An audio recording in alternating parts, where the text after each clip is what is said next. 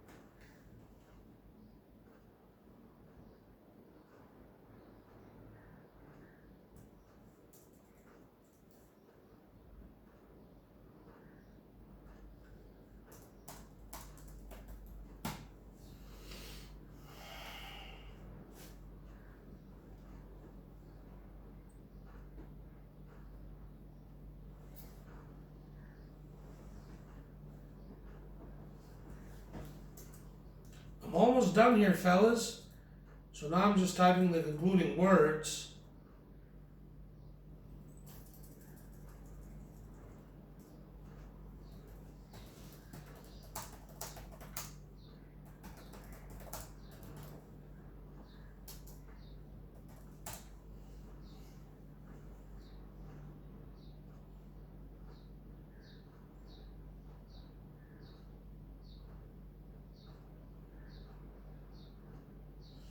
Okay, so we went one word over the speed limit, and word limit, speed limit, I said, over the word limit, but that's alright, that's excusable. One word ain't gonna knock us down that much.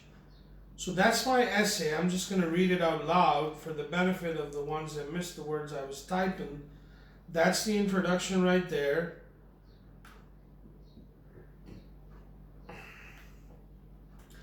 That's my introduction. The length of the three parts of the essay, the introduction, the body, and the conclusion, really can vary as is the need of the draft. That's my body, and that's the conclusion with two sentences and 4 words. So overall, I was pretty close to the word limit. In fact, I adhered to it pretty well. I'm just going to read it for the benefit of those who couldn't keep up with my typing. So the topic was, some countries spend money on art while others prefer spending on health and education.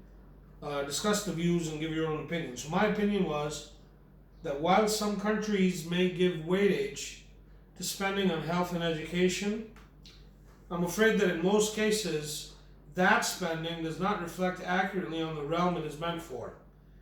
In my opinion, I can use the word area instead of realm here as well. It could be the same thing.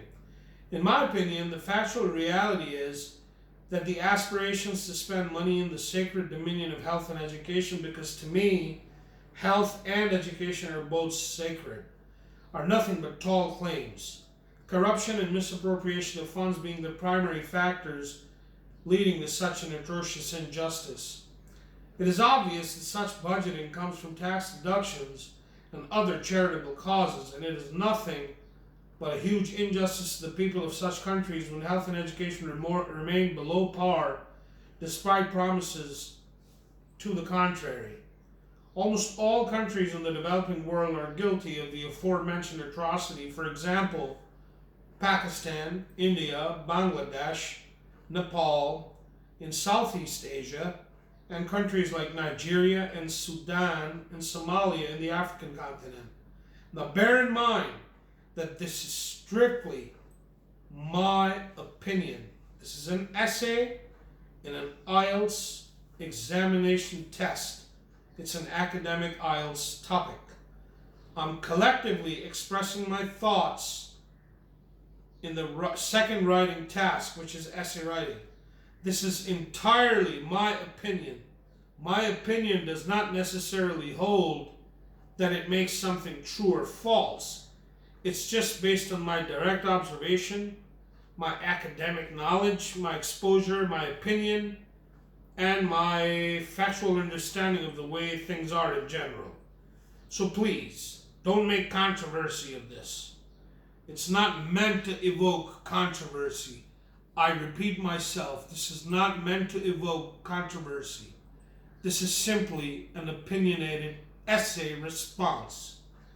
Therefore, in my opinion, money spent on health and education is not better spent. The reason why I say that is because it would reflect better if that money that was being spent on health and education would actually show. Whereas in some countries of the world, there's lots of countries that, owing to the word limit, I wasn't able to even mention. But it would be much better if that money that was always promised with tall claims to be spent on health and education would actually reflect, accurate spending. And we would start actually seeing, even in Latin America, there are some countries like Venezuela where the conditions have really worsened over time. So I'm just speaking out of opinion, These tall claims need to stop, and governments actually need to start justifying all that spending that they claim they're doing on health and education, because really, if they're not spending on arts anyways, then the money being not spent, although being claimed that it's spent, better start showing. So when it comes to spending on art and cultural pursuits, some countries tend to fancy spending more than others. For example, almost all the countries in the developed world can afford to spend handsomely in the dominion of arts and culture. But then again, they're rich enough, affluent enough to balance it out with a decent spending budget for health and education as well. So spending money on arts is no big deal because health and education and infrastructure is being taken care of along with that. So nobody minds a little extra spending on arts because arts is leisure activities. It's human need. So in conclusion, I'd like to emphasize that regardless of the spending area a country's government needs to make, regardless of the spending area, whether it's health, education, arts, a country's government needs to make efficient use of tax revenues for the propagation of human need as a whole. So at the end of the day, it's the responsibility of the government, for the propagation of things like arts and culture and leisure and, tourism and all of that, along with things like health and education and all of the other public sector needs that the people are always in want of. So guys, that was my essay response. I just wanted to do it on the fly, just to kind of, within time, just to give you guys an idea of how to do it when the clock is ticking. Once again, this is your friend and host, Prof.ZAK with Easy Coaching. If you like the video, subscribe my channel, like the video, and share as much as you can. I'll come back tomorrow with something really interesting related to COVID-19. Take care of yourselves. Stay safe. Stay blessed. Take care. God bless.